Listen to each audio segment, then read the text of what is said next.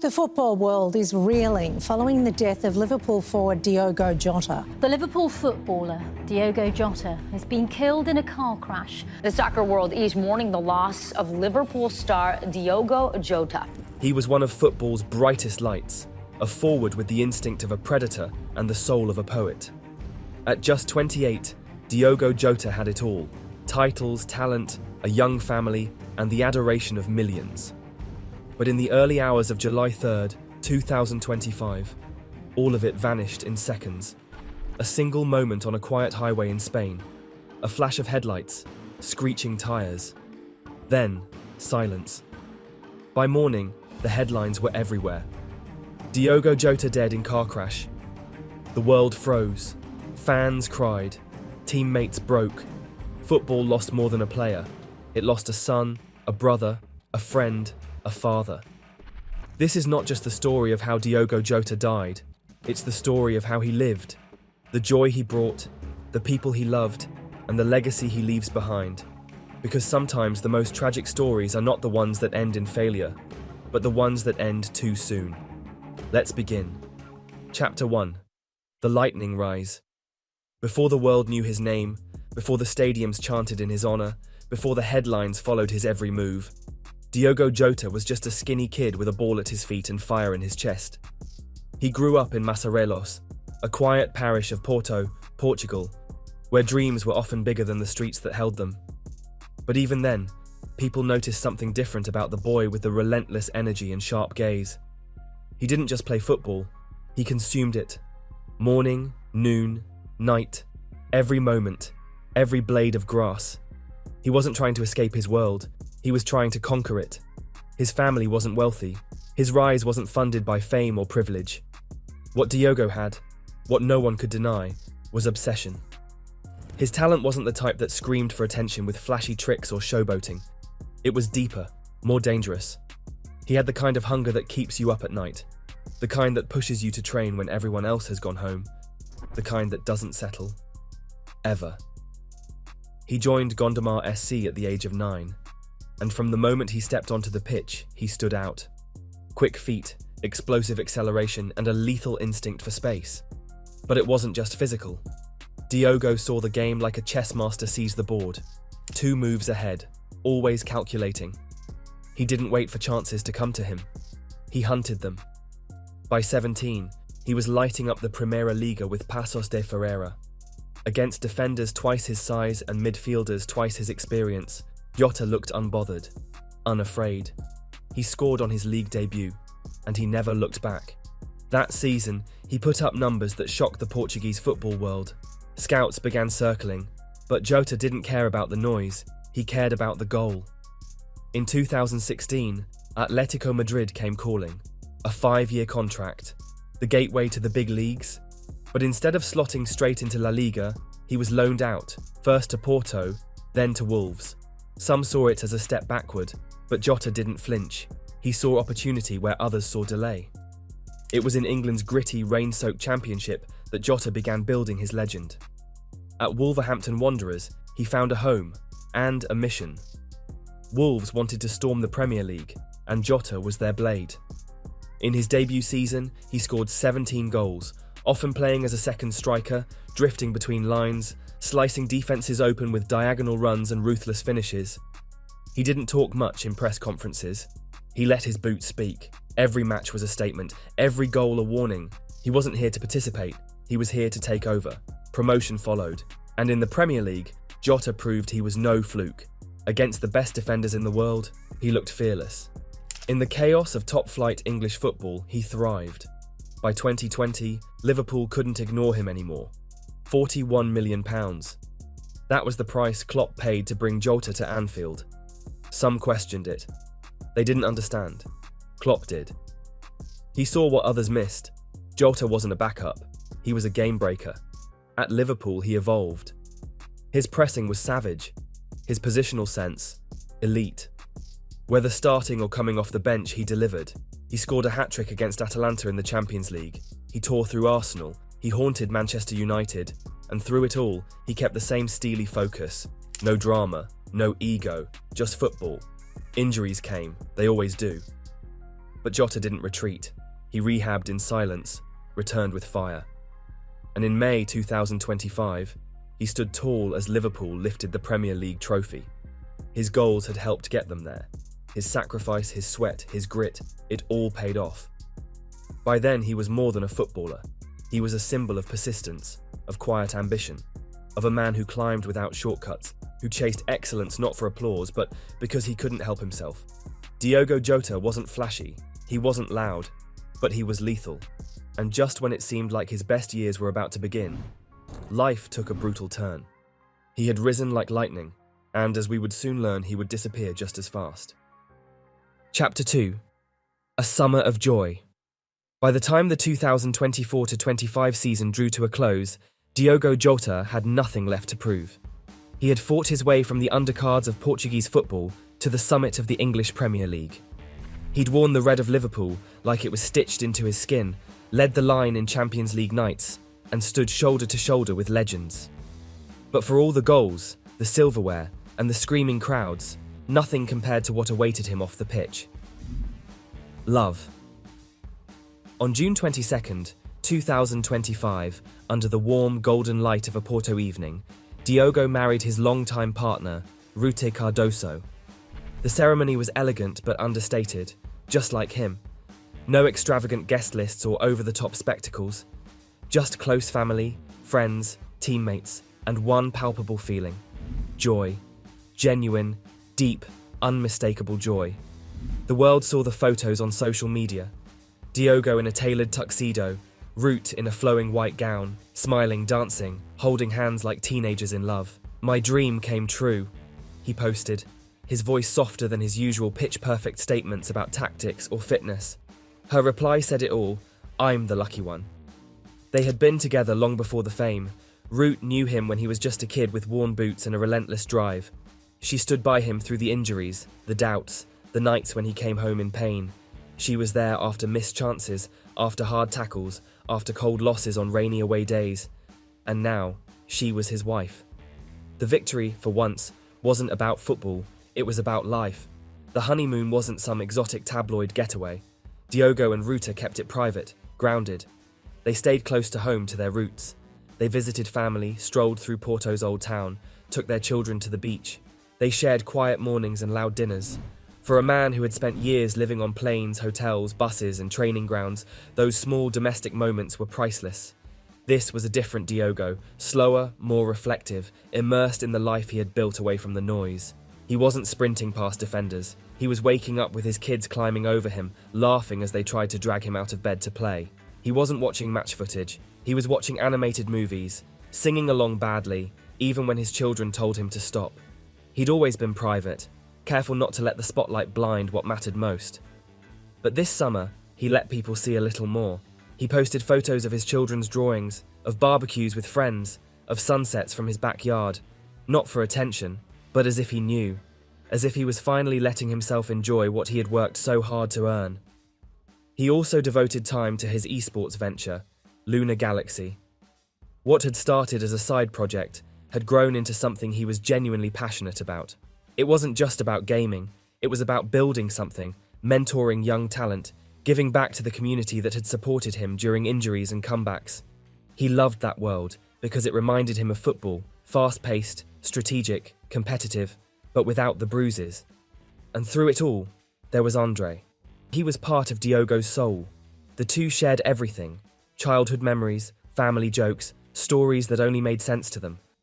Andre had always been there, in the background, a calm presence in a life filled with chaos. And now, as Diogo's responsibilities grew, Andre became more than a brother. He was a confidant, a co-pilot. They were inseparable that summer. Andre had moved closer to Diogo's family home, helping with the kids, managing errands, simply being around. Their bond was quiet but unbreakable. And when Diogo decided to drive across Spain for a short trip, to disconnect before returning to Liverpool, Andre came along without hesitation. It was just another drive, a few hundred kilometers, a stretch of smooth highway. The kind of journey they'd done dozens of times before. No one could have guessed that it would be their last, that the laughter in the car, the music on the speakers, the casual conversations about football, family, and the future, would soon be silenced by a violent, irreversible crash. No one ever expects their happiest days to be their last. And yet, that's what makes this story so unbearable. Because just days after sealing his life's biggest personal triumph, Diogo Jota stepped into a car, not knowing he was driving straight into the end of everything. Chapter 3. The Road to Tragedy. It was just after midnight in the early hours of July 3rd, 2025, when Diogo Jota and his younger brother Andre pulled away from a quiet residence near the Spanish town of Cernadilla. The air was warm, dry. The sky, clear. A nearly full moon cast pale light over the empty A52 motorway. It was one of those roads that seemed to stretch forever, winding through low hills and thick patches of pine, connecting sleepy Spanish towns with the distant hum of civilization. The car was a Lamborghini. Not just any model. This was a custom-tuned Huracan, painted jet black, with gold rims and a low-slung frame that hugged the road like a predator. Diogo wasn't just driving a car, he was driving a statement. But it wasn't for show tonight. No fans lined the road, no cameras followed him, just two brothers, on a quiet return trip that had become routine. Diogo and Andre were headed to Benavente. From there, Diogo would begin his journey back to Liverpool for pre-season training. It was supposed to be a reset, one last calm night before the storm of elite football resumed. The celebrations were over, the wedding photos framed, the children kissed goodnight. Football was calling again. No one saw the crash coming. Somewhere near kilometre marker 65, just past a bend that snaked through a low valley, everything went wrong. What happened in those final seconds will never be known with complete certainty. There were no dash cams, no surviving witnesses inside the car, but investigators would later piece together a chilling narrative. A tyre, likely the front left, burst without warning. In an ordinary vehicle, a blowout at cruising speed is dangerous. In a high-performance sports car, travelling well above 120 kilometers per hour, it's a death sentence. The Lamborghini lost traction. Skid marks scorched the asphalt, long, erratic. The car veered across lanes, struck the metal barrier, and flipped violently. According to police, it may have rolled twice before landing in a ravine. The impact ruptured the fuel tank. Fire erupted almost instantly, engulfing the car in flames. By the time first responders arrived, it was already too late. Diogo and Andre were trapped inside. Both had died on impact. The fire was so intense that identification required cross-referencing personal belongings and travel records. The wreckage was horrific. Charred metal, shattered glass, burnt earth. Forensic teams worked in silence under portable floodlights. There was no crowd, just professionals doing their job, trying to make sense of a tragedy that defied it. The crash was reported to local authorities at 0041. Within the hour, it reached national dispatch. By 2 a.m, whispers were spreading through private football channels. Club officials, national team representatives, sports journalists, everyone was asking the same impossible question. Could it be true? And by sunrise, it was. The statement from Spanish Civil Protection was cold and clinical. 2 individuals deceased in a high-speed single-vehicle collision on the A52 near Cernadilla. Vehicle ignited, no survivors. But for those who loved him, family, friends, teammates, fans, those words didn't compute. They didn't seem real. Diogo Jota was unbreakable. A warrior on the pitch, a meticulous professional off it. He wasn't reckless. He didn't drink. He didn't disappear for days into indulgence or chaos like so many of his peers. He was measured, grounded. So how could something so senseless, so random, take him? That's what made it all the more unbearable. There was no villain, no scandal, no warning, just a burst tyre, a twist of physics, and 2 lives erased. Andre, the quieter one, the shadow beside the spotlight, was gone too. He wasn't just Diogo's brother. He was his balance, his mirror. The only one who knew what life was like before the fame, and who never treated him any differently after it. They had laughed in that car. They had probably shared stories, talked about the kids, maybe even played a new track on the stereo. It was supposed to be a simple drive, but it became the last journey they'd ever take. News broke around 7 a.m, GMT. Liverpool and Portugal star Diogo Jota, 28, killed in car crash in Spain. It spread like wildfire. Club statements, breaking news banners, hashtags, memes turned into memorials. Teammates woke to phones full of missed calls and unread messages. Some refused to believe it. Others broke down on the spot. By 9 a.m, tributes were flooding in. From Cristiano Ronaldo, from Klopp, from fans who remembered his debut goal, from kids who wore his jersey, from parents who had just seen his wedding photos the week before. But beneath the public mourning, a more intimate grief unfolded. Ruth, his wife of 11 days, was told in person. She collapsed. His parents, who had raised him on hard work and hope, stared in stunned silence. His children were too young to understand, too young to know that bedtime stories would now be memories. This wasn't supposed to happen. Not to someone like Diogo. Not now. Not ever. But tragedy doesn't care about talent, or timing, or fairness. It comes when it wants. And when it does, it leaves nothing untouched. That night, on a lonely Spanish highway, with no paparazzi, no stadium lights, and no second chances, Diogo Jota met the one opponent he couldn't outrun. And this time, there would be no comeback. Chapter 4. Shockwaves across the world. The morning of July 3rd began like any other. In training facilities across Europe, players laced their boots. Fans scrolled their phones for transfer news. Sports channels prepped for another day of headlines and hot takes. But by mid-morning, everything had changed. At first it seemed like a rumour, one of those cruel hoaxes that pop up in the dead of night, only to be debunked a few hours later. But this time, it wasn't just whispers. It was official, verified, confirmed. Diogo Jota was dead. The football world didn't just pause, it stopped. At Liverpool's Melwood training ground, the mood turned funereal. Coaches cancelled morning drills, staff walked in silence. Jurgen Klopp, visibly shaken, issued a statement few could read without tearing up. "We are heartbroken. There are no words. Diogo was not just a great player, he was a great person. We've lost a brother." Teammates past and present took to social media, their messages raw, unfiltered. Trent Alexander-Arnold: "I still can't believe it. You were the real one, Jota. Always smiling, always grinding." Mohamed Salah, a close friend on and off the pitch, simply wrote, "Rest easy, my brother. You left too soon." Virgil van Dijk posted a photo of their 2025 title celebrations, captioned with a single broken heart emoji. In Portugal, national mourning took hold almost instantly. Cristiano Ronaldo, who had shared the field with Jota countless times in the red and green, posted a message that read like a final confession. "It doesn't make sense. We were just in camp together, laughing, planning, talking about the Euros. To your family, your children, we will all miss you. I will miss you." The Portuguese Football Federation lowered its flag to half-mast. UEFA announced a moment of silence before all matches that weekend. Even rivals paused to pay their respects. Manchester City, Chelsea, Real Madrid. Clubs that had once feared him now mourned him. Outside Anfield, fans began gathering within hours.